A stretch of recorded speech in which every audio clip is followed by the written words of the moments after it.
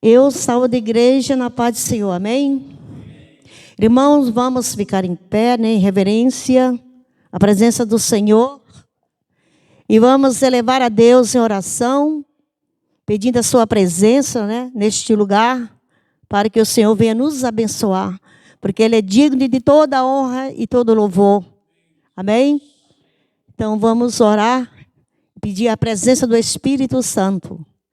Senhor Deus, Pai Todo-Poderoso, eis-nos aqui na Tua presença.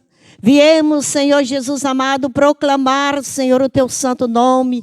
Viemos Te adorar, Senhor, e proclamar e dizer que Tu és santo, todo-poderoso.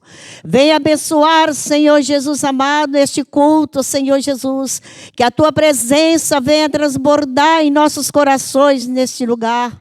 Que todos possam sentir, Senhor, o Divino Espírito Santo. Venha fazer, Senhor, morada. Venha limpar, Senhor, os nossos pensamentos. Purificar os nossos lábios, Senhor Jesus amado. Para que a nossa oração, que o nosso louvor chegue diante de Ti como perfume suave, Senhor da glória. Abençoa, Senhor, a Tua igreja, a Tua noiva que aqui está presente. Vai ungindo, Senhor, as nossas vozes. Envia Teus anjos conosco e exaltar o Teu nome. Ó Deus de maravilha, eis-me aqui na Tua presença. Vai purificando, Senhor Jesus amado. Guarda, Senhor, as nossas vidas dentro do Teu divino coração. E vem, Senhor, enviar os Teus anjos neste lugar. Envia da glória a Tuas ovelhas para proclamar, Te adorar de coração, em espírito e em verdade. Ó Pai querido, venha nos abençoar. Abra a janela do céu, Senhor, e receba a nossa adoração. Amém, Jesus amado. Aleluia, Senhor. Ó irmãos, nós vamos agora ler o Salmo, o Salmo 22, mas o versículo 25 até 28. Amém? Então vamos. O meu louvor virá de Ti na grande congregação. Pagarei os meus votos perante os que o temem. Os mansos comerão e se fartarão. Louvarão ao Senhor os que o buscam. O vosso coração viverá eternamente. Todos os limites da terra se lembrarão e se converterão ao Senhor. E todas as gerações das nações adorarão perante a Tua face. Porque o reino é do Senhor e Ele domina entre todas as nações. Amém, irmãos? Então, neste momento, nós vamos abrir a voz e deixar o Espírito Santo trabalhar e vamos adorar o Senhor. Amém?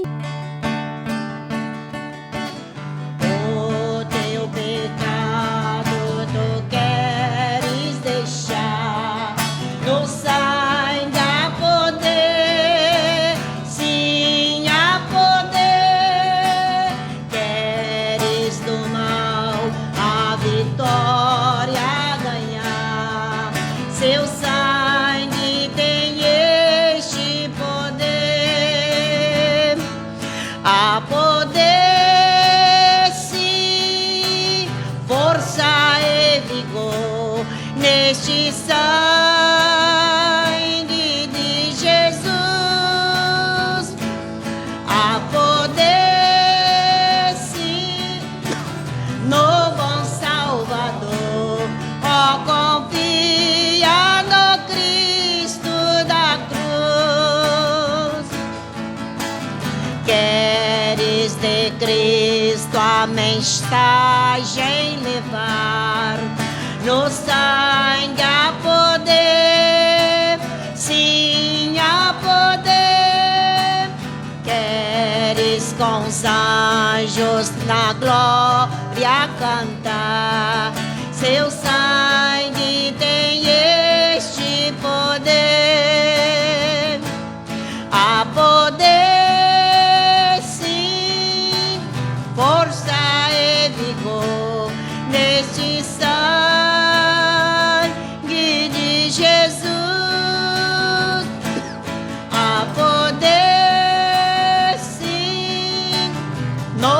Salvador, ó, confia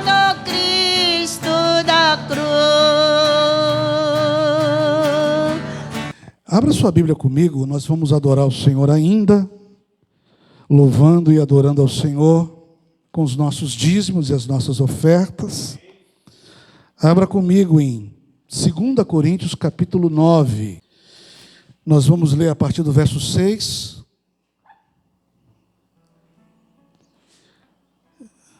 Diz assim o texto: E isto afirmo, aquele que semeia pouco, pouco também ceifará. O que semeia com fartura, com abundância também ceifará. Cada um contribua segundo tiver proposto no coração, não com tristeza ou por necessidade, porque Deus ama a quem dá com alegria. Vamos repetir essa frase? Aleluia. Porque Deus ama a quem dá. Mais uma vez, porque Deus ama a quem dá com alegria. Amém? E o verso 10. Ora, aquele que dá semente ao que semeia, e pão para alimento também suprirá, e aumentará a vossa sementeira, e multiplicará os frutos da vossa justiça. Aleluia, Jesus. Amém? Ora, aquele que dá semente ao que semeia.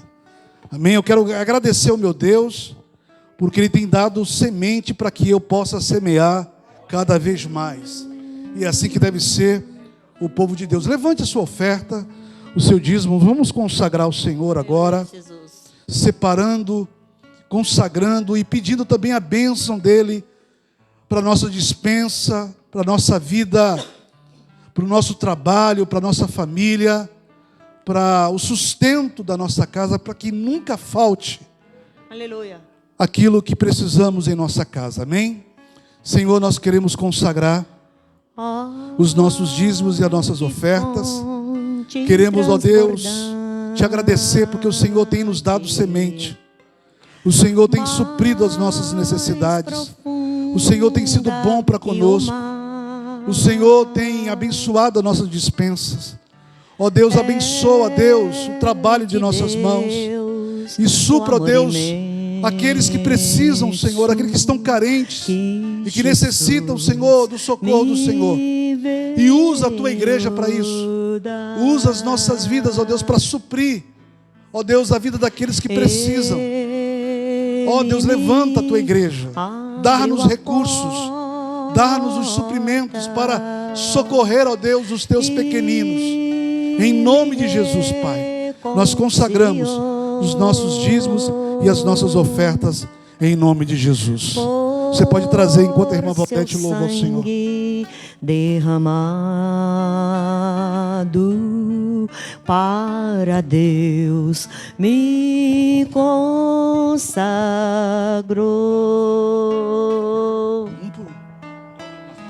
Graça abundantemente e cansada estava. Aproveite, põe a mão no seu coração. Enquanto a irmã canta, ore, peça para Deus preparar o seu coração para você ouvir a palavra do Senhor nessa noite. Em nome de Jesus. Fala conosco, Deus.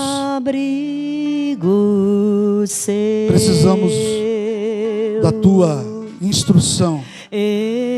Precisamos que o Senhor fale conosco. Que a palavra do Senhor chegue a cada coração, libertando, instruindo, dando graça, sabedoria, entendimento, revelação. Em nome de Jesus, Pai. Fala conosco. Em nome de Jesus. Para Deus me consagrou. Amém. Obrigado, irmã Valdete. Queridos, como nós temos anunciado, hoje nós vamos começar uma série de ministrações muito importante, mas muito importante mesmo, dentro daquele propósito que Deus tem colocado no nosso coração para edificar essa igreja, para estruturar essa igreja. E dentre tantos assuntos que nós estamos ministrando, esse é um dos principais. Então, gostaríamos muito que todos estivessem aqui. Infelizmente, alguns irmãos não estão aqui. Mas gostaríamos que aqueles que estão, por favor, perseverem, para que a gente possa receber do Senhor durante esses dias tudo o que Ele tem para nós, em nome de Jesus. Amém? Pode jogar na tela. Como nós temos dito, nós vamos ministrar para a igreja nesses dias sobre o Evangelho. Nós queremos mostrar para os irmãos, na palavra de Deus, na Santa Escritura, o que ela mesmo diz sobre o Evangelho. E arrancar algumas coisas de nossas mentes que disseram para nós que é Evangelho, mas não é. E de forma especial, nessa introdução, eu quero ler com os irmãos esses dois textos aí. Primeiramente, Romanos capítulo 1, versículo 16, e logo em seguida, Mateus 9, 13. Esses dois versículos vão ser chaves para a nossa compreensão. E depois eu vou abrir outros textos, tá? Então vamos ler primeiramente estes dois versículos aqui. Romanos, capítulo 1, versículo 16, diz assim: pois não me envergonho do Evangelho, porque é o poder de Deus para a salvação de todo aquele que crê. Vamos repetir mais uma vez. Pois não me envergonho do Evangelho, porque é o poder de Deus para a salvação de todo aquele que crê. Esse é o primeiro versículo, tá? Romanos 1,16. O outro versículo é Mateus 9,13. Jesus disse: eu não vim chamar justos, mas pecadores. Vamos repetir? Eu não vim chamar justos, mas pecadores. Amém? Agora, eu quero que você abra comigo aqui em um texto que até eu não tinha nem colocado no esboço inicial, mas eu quero ler desde já, que é Lucas, o Evangelho de Lucas, capítulo 18. E nós vamos ler a partir do verso 9. Diz assim: propôs também essa parábola a alguns que confiavam em si mesmos, por se considerarem justos, e desprezavam os outros. 2 homens subiram ao templo com o propósito de orar. Presta atenção, 2 homens subiram ao templo com o propósito de orar. Um fariseu e o outro publicano. O fariseu, posto em pé, orava de si para si mesmo, desta forma: ó Deus, graças te dou porque não sou como os demais homens, roubadores, injustos e adúlteros, nem ainda como esse publicano. Jejuo 2 vezes por semana e dou o dízimo de tudo quanto ganho.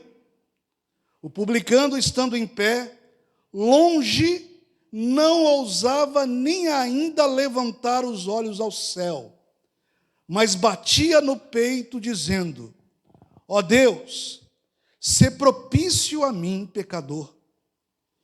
Digo-vos que este desceu justificado para a sua casa, e não aquele, porque todo o que se exalta será humilhado, mas o que se humilha será exaltado. Versículo 15, vamos seguir aqui. Traziam-lhe também as crianças para que as tocasse, E os discípulos, vendo, os repreendiam. Jesus, porém, chamando-as para junto de si, ordenou: deixai vir a mim os pequeninos e não embaraceis, porque dos tais é o reino de Deus. Em verdade vos digo, quem não receber o reino de Deus como uma criança, de maneira alguma entrará nele. Versículo 18. Certo homem de posição perguntou-lhe: bom mestre, que farei para herdar a vida eterna? Respondeu-lhe Jesus: por que me chamas bom? Ninguém é bom senão que é Deus. Sabes os mandamentos? Não adulterarás, não matarás, não furtarás, não dará falso testemunho, honra teu pai e a tua mãe. Replicou-lhe ele: tudo isso tenho observado desde a minha juventude. Ouvindo, Jesus disse-lhe: uma coisa ainda te falta. Vende tudo quanto tens, dá aos pobres, e terás um tesouro nos céus. Depois vem e segue-me. Mas ouvindo ele estas palavras, ficou muito triste, porque era riquíssimo. E Jesus, vendo assim triste, disse: quão difícil entrarão no reino de Deus os que têm riquezas, porque é mais fácil passar um camelo pelo fundo de uma agulha do que entrar um rico no reino de Deus. E os que ouviram disseram: sendo assim, quem pode ser salvo? Mas ele respondeu: os impossíveis dos homens são possíveis para Deus. Amém? Até aqui. Ok. O Júnior vai colocar os slides. Eu quero que os irmãos me acompanhem. A segunda, por favor, Júnior. Logo de cara, irmãos, eu quero introduzir você dentro desse assunto, porque a proposta é mostrar para os irmãos o que é o Evangelho e, como consequência de mostrar para os irmãos o Evangelho, é mostrar o que é a religião. E eu, estudando a palavra de Deus para trazer esse conteúdo para os irmãos, porque nós estamos usando, por favor, este livro do Timothy Keller, O Evangelho na Vida, e esse livro tem nos ajudado na compreensão daquilo que nós temos recebido do Senhor para trazer para a igreja. Então, como introdução, eu quero já, logo de cara, deixar claro para os irmãos, em primeiro lugar, como eu coloquei ali em vermelho, que não há evangelho sem Jesus. Vamos repetir isso? Não há evangelho sem Jesus. Quem concorda comigo, diga amém. Amém. Ainda bem que você concorda. Não pode haver verdadeiro evangelho se Jesus não for o centro dessa mensagem. Nós sabemos muito bem que a palavra evangelho significa boas novas, boas notícias. E a boa notícia de Deus para nós é que só há salvação em Jesus Cristo. E Ele, por amor a nós, por graça, por misericórdia, se ofereceu para nos resgatar, para nos trazer de volta à presença do nosso Deus. Amém? O presbítero pregou um dia desses, quando nós estávamos pregando sobre a pessoa de Jesus, e ele trouxe aquele texto que diz que Jesus é o caminho, a verdade e a vida. Ninguém vem ao Pai senão por Ele. Ele disse isso. Então, olha só, Jesus é o caminho. ele é o único caminho. Para nós entendermos o Evangelho, temos que deixar muito claro isso. Não existe outros caminhos para Deus. Só Jesus é o caminho para Deus. Amém? Só Jesus é a verdade sobre Deus. Tudo que nós precisamos saber sobre Deus está revelado na pessoa do nosso Senhor Jesus Cristo. E também, Jesus é a própria vida de Deus. Quando o homem está sem Jesus, ele está morto espiritualmente. Só quando ele recebe, quando ele se encontra com Jesus, essa vida de Deus entra para dentro do homem, então a morte espiritual cessa e ele passa a ter vida. A vida de Deus, no grego é zoe, vida de Deus. Então o homem morto, o homem perdido, o homem sem Jesus, ele precisa entender isso, que não há salvação, não há graça de Deus se ele não tiver a experiência pessoal com o nosso Senhor Jesus Cristo. Amém? A segunda coisa que nós precisamos saber logo de cara: todo o esforço humano para encontrar a Deus é inútil. Vamos repetir isso? Todo o esforço humano para encontrar a Deus é inútil. O homem não tem a capacidade por si mesmo de construir pontes, de construir um caminho, porque ele não é capaz de agradar a Deus com os seus próprios caminhos, com seu próprio esforço para tentar agradar e conquistar o coração de Deus. Então é muito importante sabermos que não há nada mesmo que o homem possa fazer que chame a atenção de Deus para que seja salvo por ele. Nada. Isso é muito importante, irmãos. Porque as religiões, de modo geral, ensinam que os homens bonzinhos, que fazem boas obras, que as boas obras é um caminho para a salvação.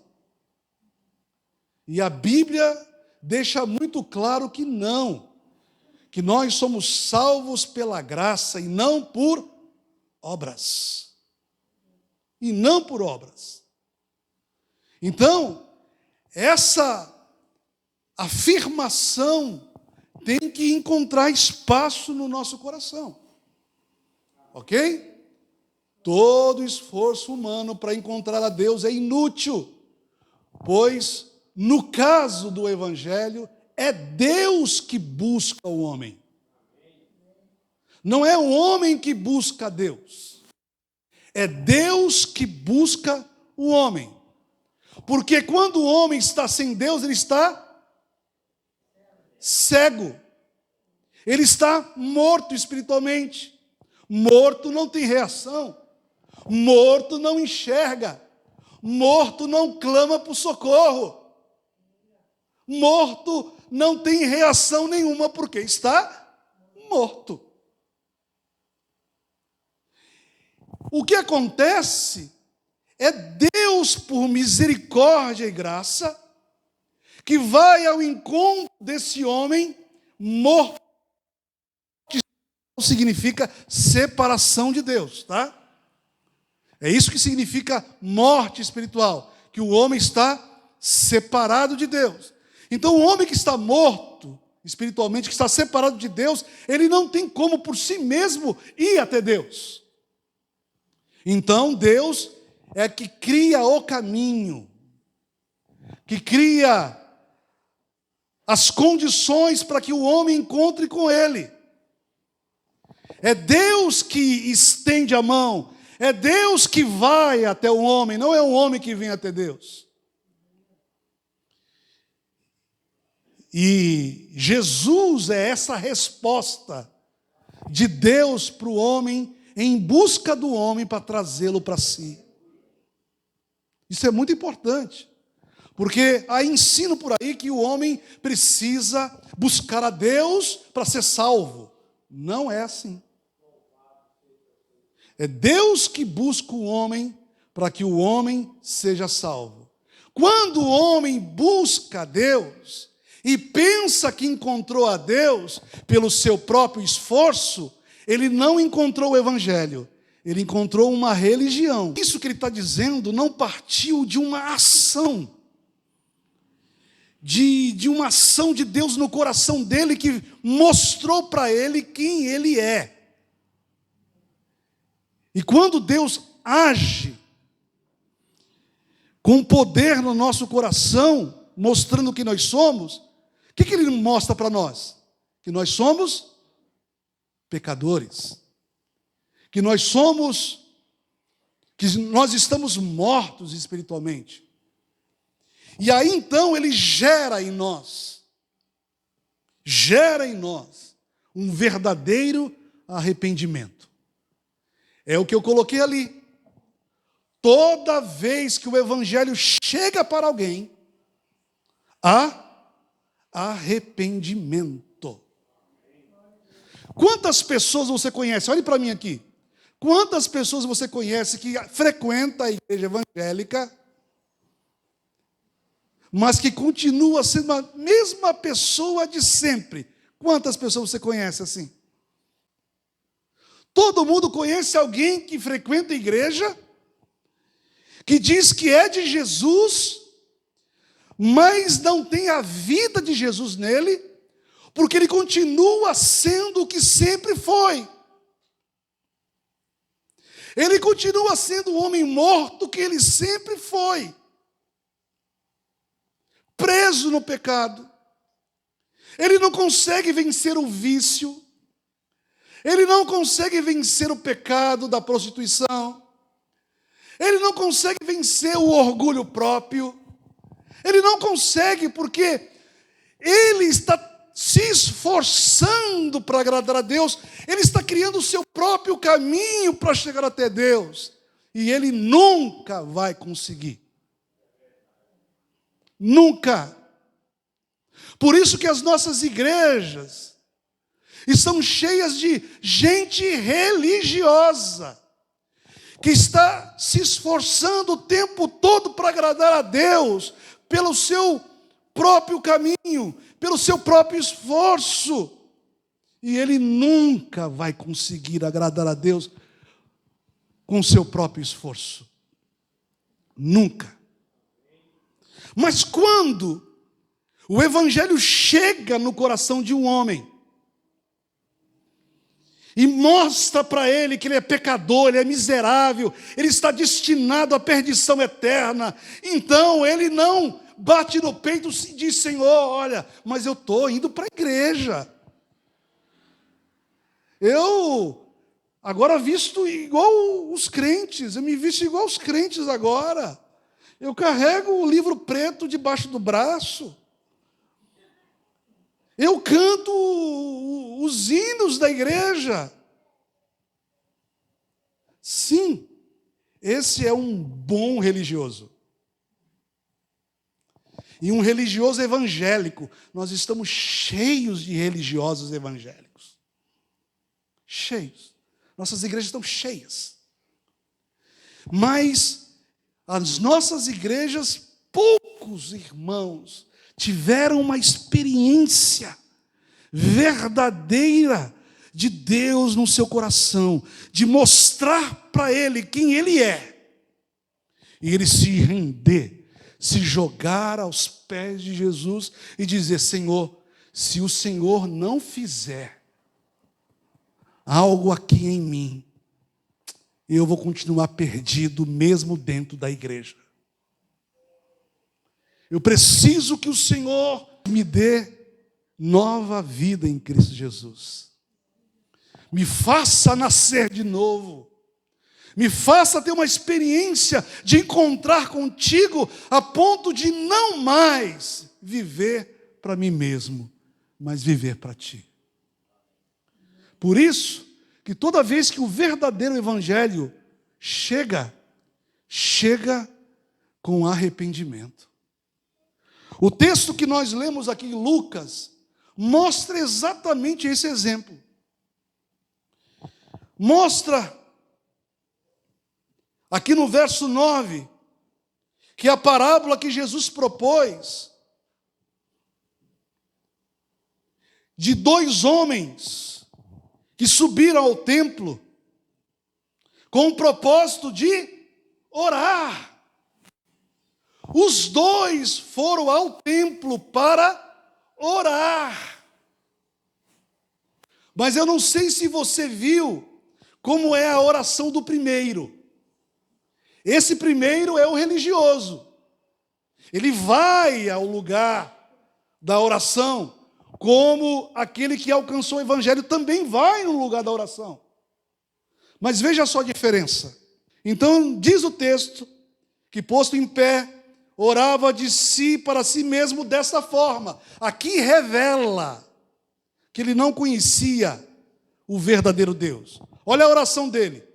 Ele diz: ó Deus, graças te dou, porque não sou como Carlos, porque não sou como Adir, como Celestino. Eu sou um cara melhor. Eu sou o queridão do Senhor. Eu me amo e eu sei que o Senhor me ama tanto quanto eu mereço ser amado. Olha só. É isso que ele fala: te dou graças porque não sou como os demais homens. São roubadores, injustos, adúlteros, nem ainda como este publicano, o outro que vai orar. Ele não consegue olhar para si mesmo e ver a desgraça, a miserabilidade do seu pecado nele mesmo. Ele não consegue, porque ele é religioso. Ele é religioso, ele não tem o evangelho. Ele não consegue. E os religiosos são aquelas pessoas que nunca olham para si, estão sempre olhando para os outros. O evangelho é o lugar que a misericórdia e a graça devem fluir das pessoas, e não condenação.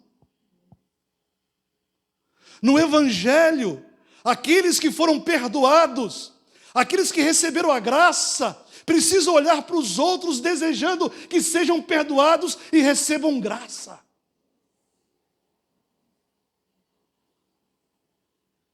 Isso é o evangelho. Nós não podemos de forma alguma acharmos que somos melhores do que ninguém. O presbítero disse um dia desses, um texto de Paulo, que nós precisamos considerar os outros superiores a nós. E se você só diz isso da boca para fora, mas não entende isso de verdade lá dentro, você é religioso. Você de fato precisa considerar o outro superior a você. E o outro que você considerou superior a você, precisa considerar você também superior a ele. Estão entendendo? E assim todo mundo se coloca no seu devido lugar.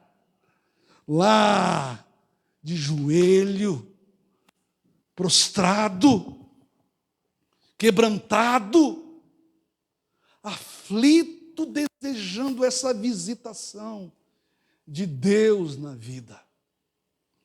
O outro, estando em pé, longe, não ousava nem ainda levantar os olhos ao céu.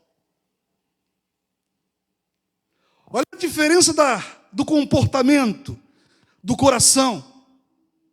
O outro em pé, soberbamente, orava para si mesmo. Esse chegou diante de Deus na oração, nem querendo ousar levantar os olhos ao céu,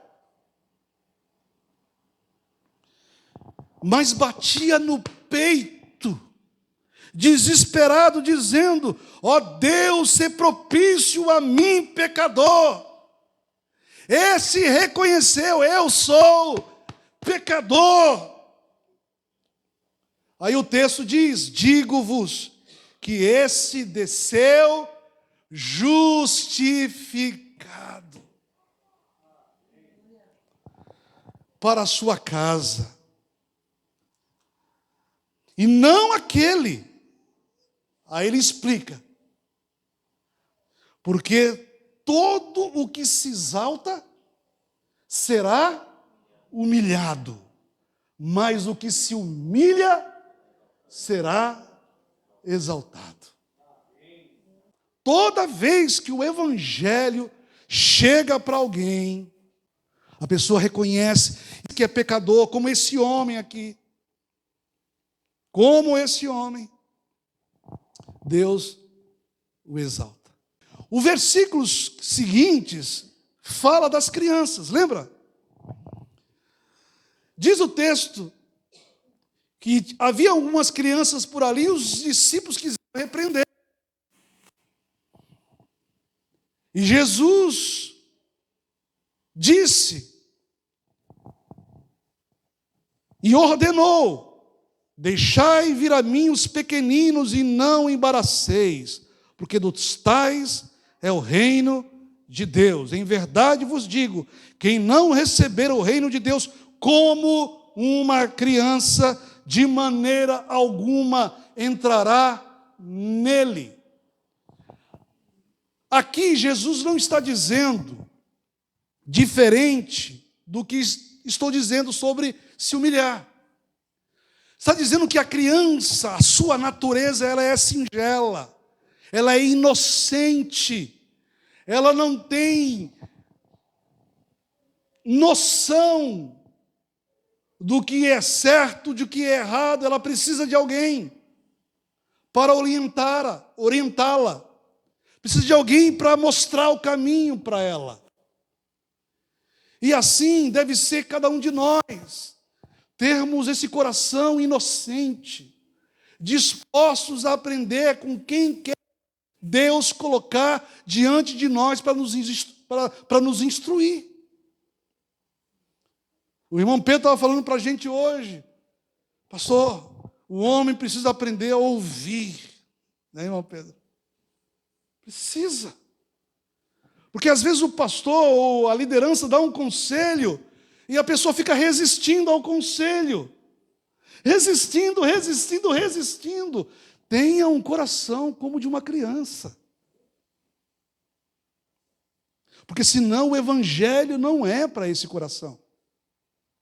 Veja só. Aí depois, nós começamos a ler aqui o texto a partir do verso 18 sobre o jovem rico, que era um homem, um jovem cheio de riqueza, e observou Jesus e queria seguir a Jesus. E aí Jesus olha para aquele rapaz, porque ele chama Jesus de bom mestre, sem saber com quem está falando. Aí Jesus coloca ele no lugar. Por que me chamas bom? Só Deus é bom. Aí Jesus pergunta para ele: você sabe os mandamentos? Aí religiosamente ele cita todos os mandamentos. E diz: tenho observado desde a minha infância. Olha, que crente de igreja bom seria, né? Mas Jesus diz o seguinte: ainda te falta uma coisa. Eu gosto disso. Sabe por quê? Porque para todos nós religiosos, para todos os religiosos, que acha que está fazendo tudo certinho para agradar a Deus, você sempre vai ouvir da parte do Senhor: ainda te falta uma coisa. Ainda te falta. Aí, Jesus diz para ele: vende tudo que tu tem. Vende tudo. Dá aos pobres e terá um tesouro nos céus. Jesus está estimulando as boas obras aqui?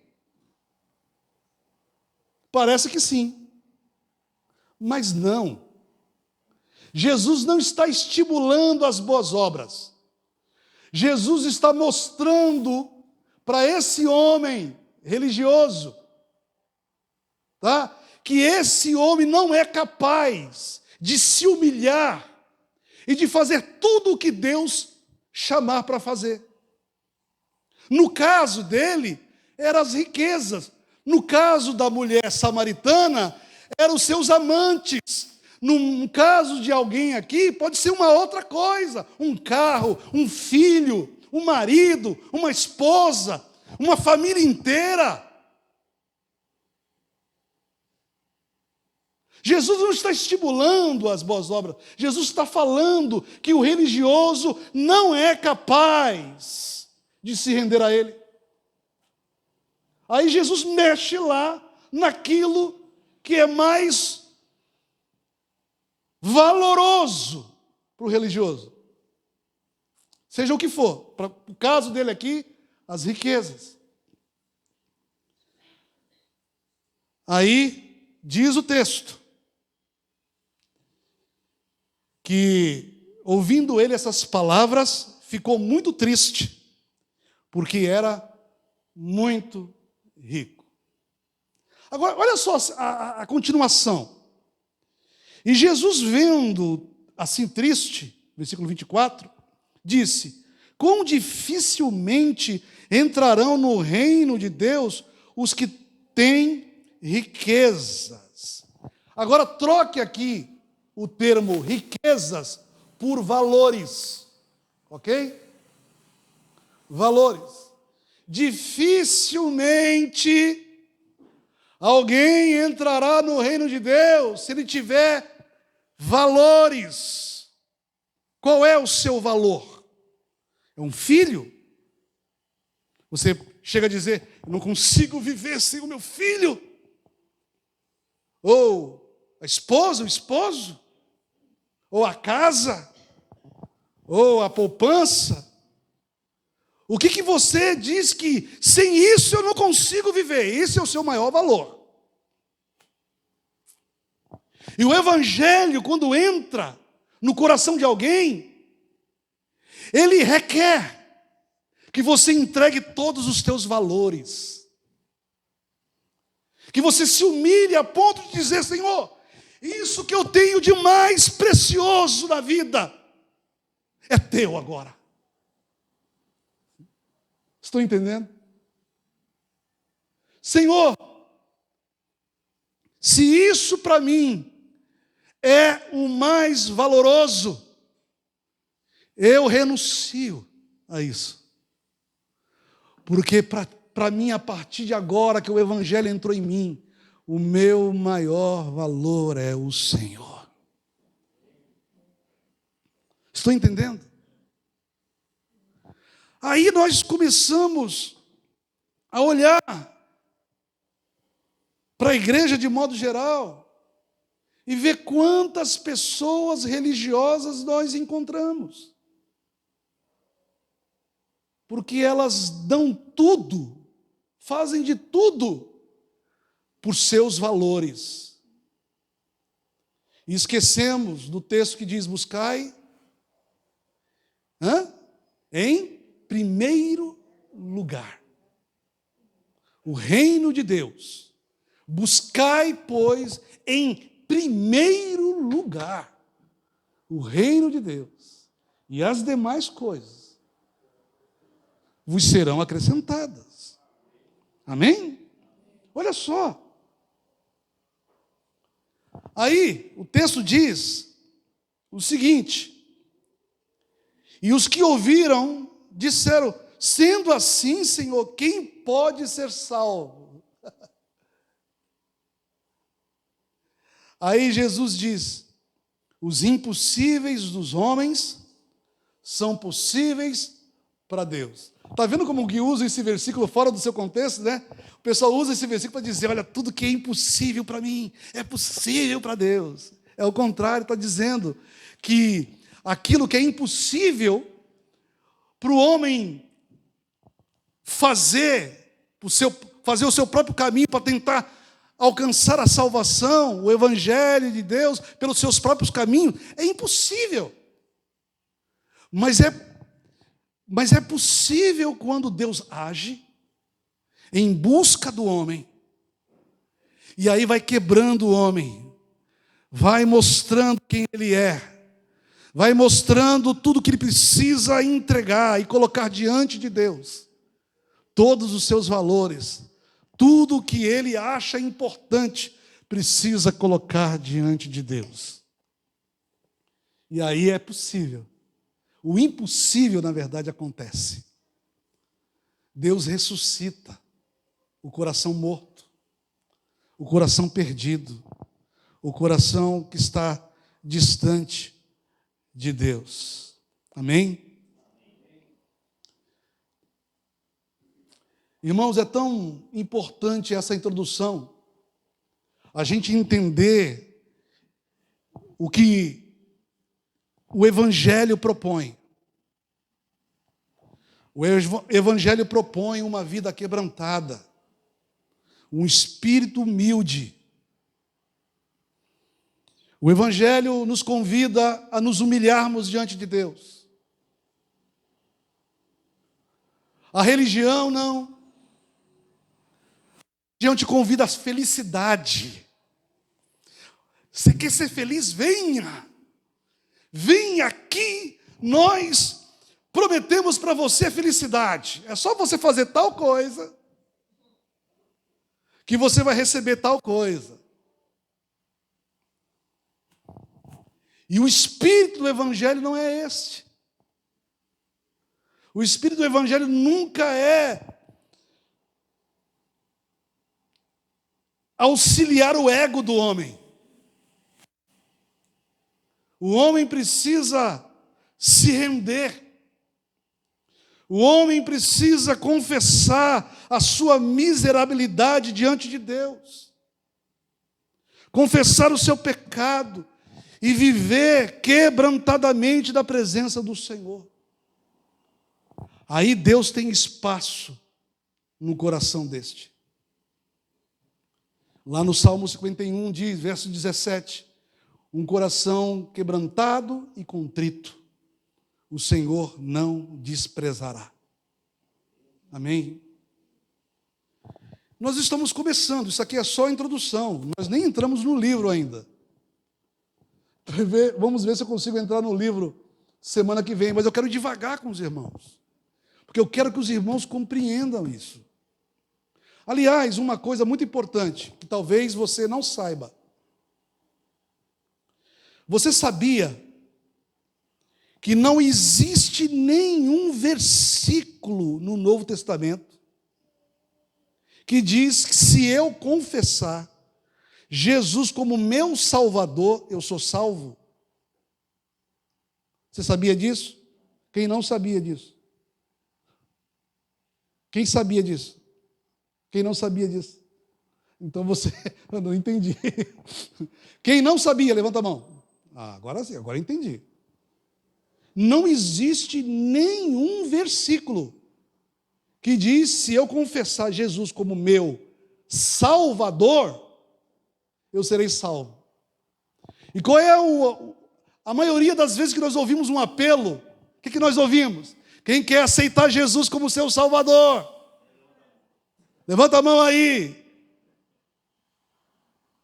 E nenhum versículo fala isso. Todos os versículos que tratam de confissão para salvação, aquele que confessa precisa confessar que Jesus é Senhor. Você entendeu a diferença ou não? Se eu confesso que Jesus é Senhor, eu estou me rendendo a Ele. Eu estou me prostrando a Ele, dizendo: Tu és o meu dono, Tu és o meu Senhor. A partir de então, Tu podes fazer da minha vida o que Tu quiseres. A minha vida não pertence mais a mim.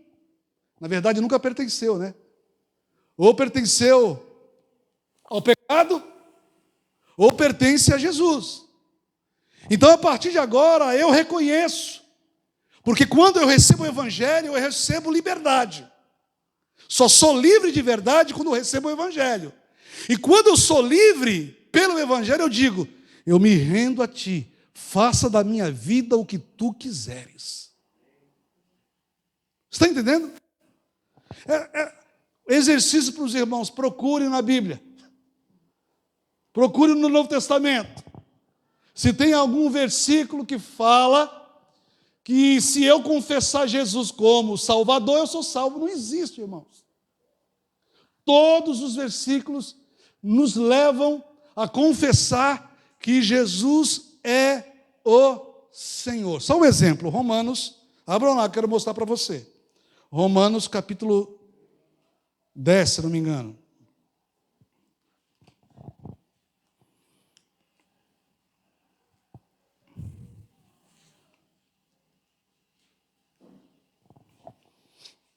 Romanos capítulo 10, versículo 8, parte B a seguir. Ok? Olha só. A palavra está perto de ti, na tua boca e no teu coração. Isto é, a palavra da fé que pregamos. Agora olha só. Se com a tua boca confessares Jesus como? Na sua Bíblia está Salvador aí? Como Senhor. E em teu coração creres que Deus o ressuscitou dos mortos, serás salvo. Leia depois a pregação de Pedro ali no capítulo 1 ou 2? 2. A pregação de Pedro. Leia lá quando Pedro prega. Ali logo depois, isso, é capítulo 2, logo depois do Pentecoste, Pedro prega. Leia ali Pedro pregando. Prega Jesus como Senhor. Por quê? Porque as pessoas querem Jesus como Salvador. Os religiosos querem apenas a salvação, mas não querem ter o compromisso de se render a Ele. Agora o Evangelho não. O Evangelho te convida a se render a Ele. O Evangelho te convida a confessá-lo como seu dono, como seu rei, como seu Senhor. Prostrado, humilhado, rendido a Ele o tempo todo. Essa ideia de não querer olhar com a mesma altura para aquele que é Senhor sobre nós. Por isso abaixamos a cabeça, por isso nos ajoelhamos, por isso nós cantamos que Ele é exaltado, que Ele é digno de toda a grandeza, de toda exaltação, de todo louvor, de toda adoração, e quem louva e que adora alguém se prostra. Esta deve ser a postura do coração daquele que entendeu o Evangelho. O coração rendido. Não um coração soberbo, orgulhoso. Deus fala, e a pessoa não se rende. Não se rende. Não se quebranta. Não quer Jesus como seu Senhor. Não quer. As pessoas têm medo de perder o controle da sua própria vida. Mas saiba que se você não entregar a sua vida para aquele que é Senhor, você vai entregar para outro Senhor. Você pensa que é você que está controlando a sua vida, mas não. é a sua vida morta espiritualmente de pecado, que controla você, que determina para você o que você tem que fazer. Amém? Como aquela mulher samaritana. Jesus fala de água com ela. Fala que poderia matar a sede dela para sempre. Ela fala, então me dá dessa água para que eu possa beber.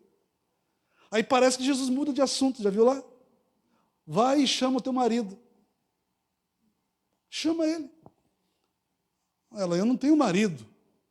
Aí Jesus diz, a tua sede é tão grande por algo, em busca de algo, que você tenta saciar essa sede com os teus amantes, porque já tivesse 5 e o que agora tens não é teu.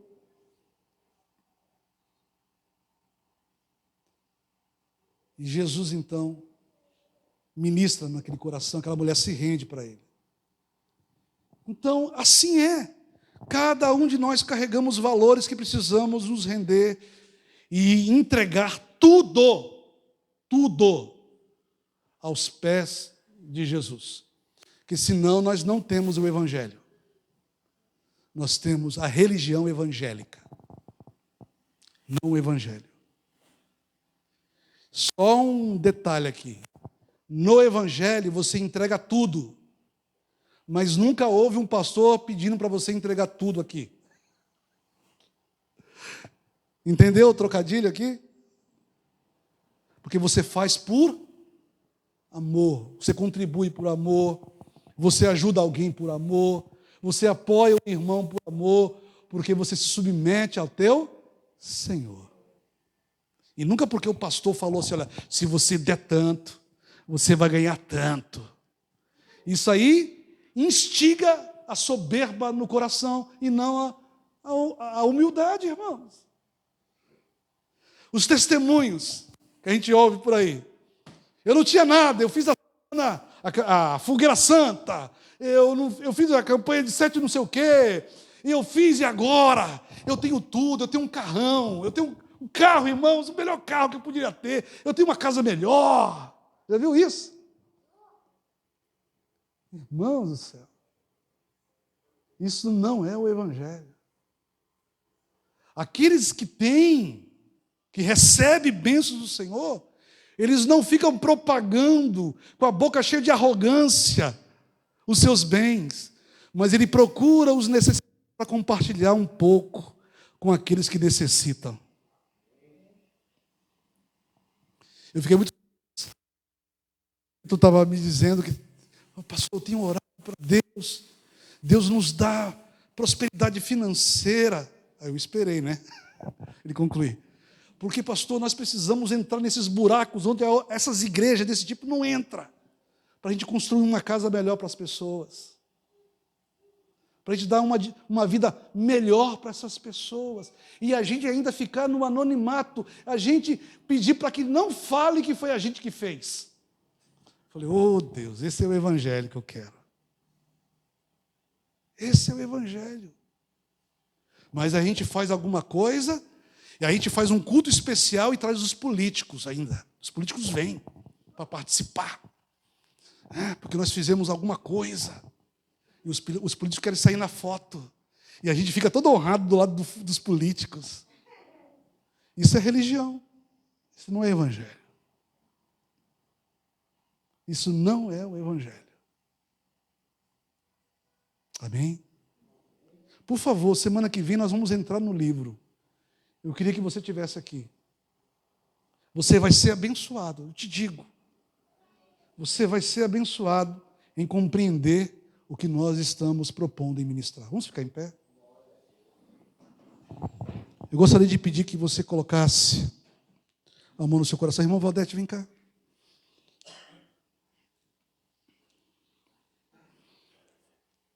Põe a mão no seu coração.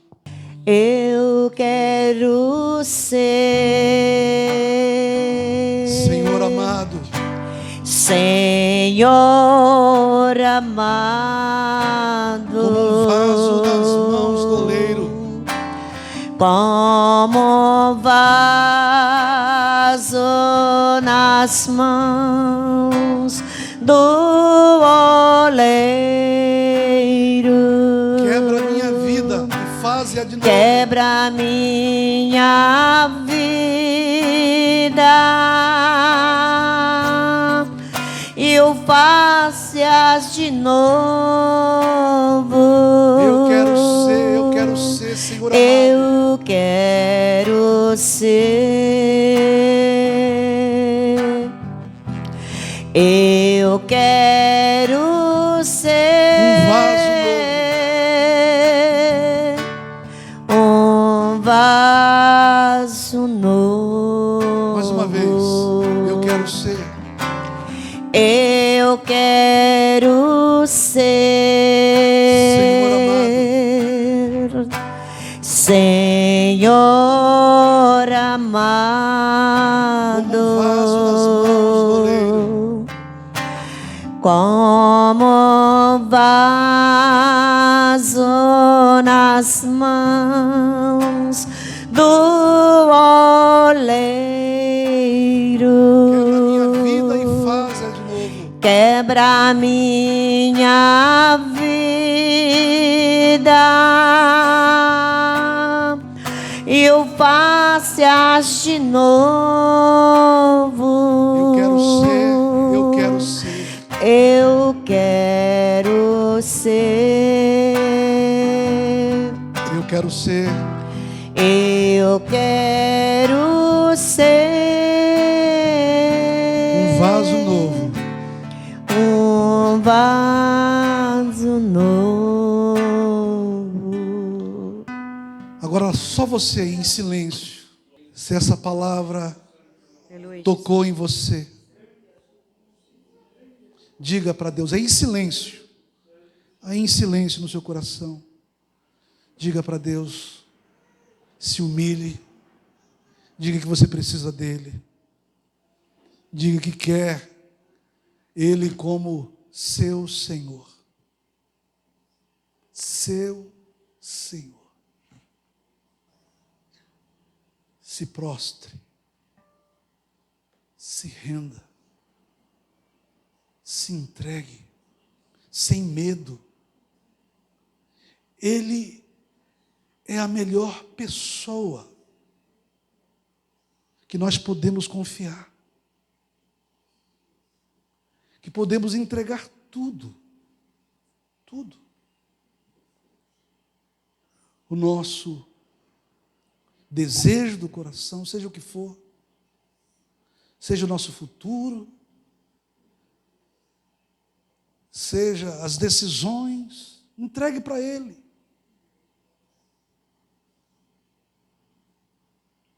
Entregue para Ele.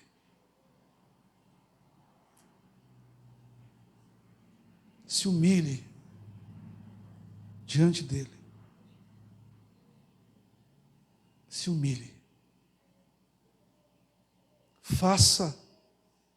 Peça para que Ele seja teu Senhor. Absoluto. E a partir de então, não tome mais nenhuma decisão sem colocar diante dEle. Sem falar, Senhor, qual o caminho que eu devo seguir? O que eu devo fazer? Me guia, Senhor. Me orienta. Me ajuda. Em nome de Jesus. Obrigado, Deus. Obrigado. Abençoa cada coração aqui que fez essa oração sincera, sem cera, sem máscara. E reconhece, ó Deus, o seu mal interior. E reconhece que precisa do Senhor desesperadamente. Ajuda, Senhor. E livra-nos da religiosidade. Até mesmo da religião evangélica. Nós, como Paulo, queremos dizer que nós não nos envergonhamos do Evangelho. No Evangelho não há como se envergonhar. Mas, infelizmente, Deus temos nos envergonhado dos evangélicos, da religião evangélica, que negocia com o mundo, que anda de mãos dadas, Senhor, com agentes das trevas. Levanta a tua igreja, aqueles que são do Evangelho, ó Deus, para viver uma verdadeira espiritualidade, quebrantados, rendidos ao teu senhorio. Pedimos que seja assim, em nome de Jesus. Amém? Amém. Pode sentar. Glória a Deus. Saúde os irmãos com a paz do Senhor Jesus. Amém? Glória a Deus pela sua palavra, pela vida de cada um dos irmãos que está aqui nessa noite. Nós glorificamos o Senhor. Eu quero rapidamente, para nós encerrarmos, passar os avisos aos irmãos. Nós transferimos, irmãos, nós tínhamos marcado um jejum. Nós tínhamos combinado com a igreja que todo domingo de ceia seria dia de jejum da igreja. Amém? E então, mas como esse domingo agora que vem é domingo de ceia e é dia dos pais, e a gente tinha transferido o culto para de manhã, nós vamos transferir o jejum, tá? Só o jejum, o resto da programação é normal. A ceia do Senhor e o culto vai ser à noite. Amém? No domingo 21, aí sim, nós vamos fazer o jejum pela parte da manhã e o culto será às 9 horas. Amém? Então, no domingo que vem, não faltem, porque terá ceia, terá a continuação dessa ministração e será domingo dos pais. Durante a semana, nós vamos colocar no grupo ali, no dia do jejum, se a gente vai quebrar o jejum juntos aqui num almoço, né, após o culto, como é que a gente vai organizar isso? Amém? A gente quer muito fazer isso para ter uma comunhão com os irmãos também. Amém? Então, não esqueça, domingo que vem, 14, dia dos pais, ceia do Senhor, à noite, às 19h30.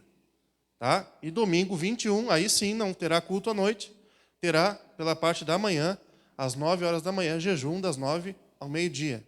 Amém? Convidamos os irmãos também para terça-feira, nosso culto de oração. Tem sido bênção, o Senhor tem se manifestado aqui, tem dado provas, né, de que está conosco, de que está no nosso meio.